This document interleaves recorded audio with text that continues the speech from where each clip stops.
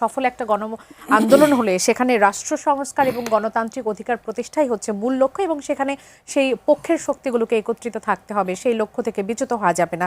আপনার কি মনে হয় সেই লক্ষ্যে সবাইকে এখনো একত্রিত হয়ে আছে নাকি কিছুটা বিচ্যুতি ঘটেছে? যে পুরো জুলাইটাকে যখন আমরা এখন এসে দেখি, খুব অলৌকিক মনে হয়। আপনাদের স্ক্রিনে জুলাইয়ের ফুটেজগুলো চলছিল, আমি মানে লিটারালি নস্টালজিয়া হয়ে যাচ্ছিলাম। আমি মানে ওই স্মৃতিতে আমি চলে যাচ্ছিলাম যে what was the moment, the final moment.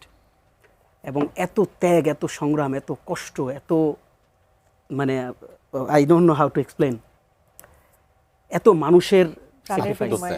এই যে বাউল ভাই এখানে বসে আছেন, আমরা তো তখন রাজনীতিতে সরাসরি নাই, বাট ওনাদের যে কষ্টগুলো ওই সময়কার আমার মনে পড়ে এখনো।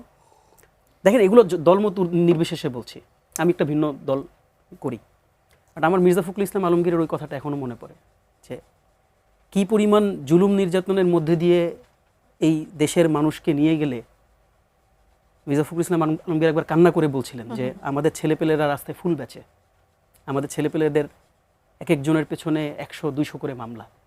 আমি জানি না, বাউল ভাইয়ের নিশ্চিত 128টা মামলা। তো 2 মামলায় কনভিক্টেড হয়েছে, আর 6 মাস হলে মোটামুটি 100 বছর সাজা হইতো। তো দেখেন, ওইখান থেকে আজকে আমরা এইখানে। আপনি যে মতবিরোধগুলো দেখেন না, এগুলো গণতান্ত্রিক মতবিরোধ, এটা থাকবে, এটা 5 আগস্টের পর এটা তো থাকাটা অস্বাভাবিক না। বাউল ভাইয়ের সাথে আমার অনেক প্রশ্নে দ্বিমত আছে, কিন্তু বাউল ভাইয়ের পিঠে যে এখনো ওই যে থানায় যে তাকে পেটানোর যে দাগ, ওই দাগে কিন্তু আমার কোনো দ্বিমত নেই। ওই যে ছাত্রদলের যে ছেলেটাকে জনি নাম করে যে ছেলেটাকে ধরে নিয়ে ক্রসফায়ার করে দিল, ওই যে ওই মায়ের চোখের যে পানি না, ওই পানিতে কোনো দল নাই, পানিতে কোনো মত নাই, ওই পানিতে কোনো মানে আলাদা কোনো সত্তা নাই। ওইটা বাঙালি সত্তা, বাঙালি জাতীয়তাবাদ, ওইটা আমাদের দেশ, ওইটা আমাদের মানচিত্র, ওইটা আমাদের স্বাধীনতা। ফলে জুলাইকে আমরা এক জায়গায় দেখি, এই জায়গাটাতে কোনো পার্থক্য দেখি না, এই জায়গাটায় কোনো ভিন্ন। ওই শব্দগুচ্ছ না আমাদের কানে বাঁধে। ওই যে আসিফ মাহমুদ যে পরশু নয় আগামীকালই হবে ঢাকা লং মার্চ, ওই যে শব্দগুচ্ছগুলো যখন 3 তারিখের সবচেয়ে ক্রাইসিস মোমেন্টামে যখন নাহিদ ইসলাম দ্বারা 1 দফার ঘোষণা দিয়ে দিলেন, ওগুলো আসলে আমাদের মোমেন্টাম, ওগুলো আমাদের স্মৃতির মানে সবচেয়ে গুরুত্বপূর্ণ অংশ হয়ে রয়ে গেছে।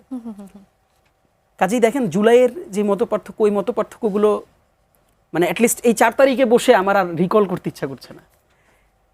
এই মত পার্থক্যগুলো থাকবে, এবং এই মত পার্থক্যের জায়গায় আলোচনা করার সুযোগ আছে, এই মত পার্থক্যের জায়গায় সমালোচনা করার সুযোগ আছে। আমরা কত সমালোচনা করি, বাউল ভাইয়ের সাথে আমার অত্যাধিক মানে আত্মিক একটা সম্পর্ক। আমরা লম্বা সময় একসাথে ছিলাম, প্রায় 10 থেকে 15 দিন আমরা একসাথে একটা ইন্টারন্যাশনাল ট্রিপে ছিলাম। আচ্ছা, and we have been going through so many good memories. কিন্তু আবার এই টক শোতে বসলে আমরা বাবুল ভাইদেরকে কঠিন শব্দ দিয়ে সমালোচনা করি, আবার বাবুল ভাইরাও আমাদেরকে কঠিন শব্দ দিয়ে সমালোচনা করে। এটাই জুলাইয়ের অর্জন। কিন্তু এই যে সহ অবস্থানের জায়গাটা, উনি আমাকে সমালোচনা করতেছে, আমি ওনাকে সমালোচনা করতেছি। আমি ওনার থেকে বয়স অনেক ছোট হব, কিন্তু আমি সমালোচনা করার পর উনি কিন্তু ওই হাসিনার আচরণটা করছেন না আমার সাথে। ফলে আমার কাছে মনে হয় যেটা democratic beauty, and this is what we want to carry forward. আর বাকি যেই ঘটনাগুলো ঘটছে, এগুলোকে আমরা দেখতে চাই না।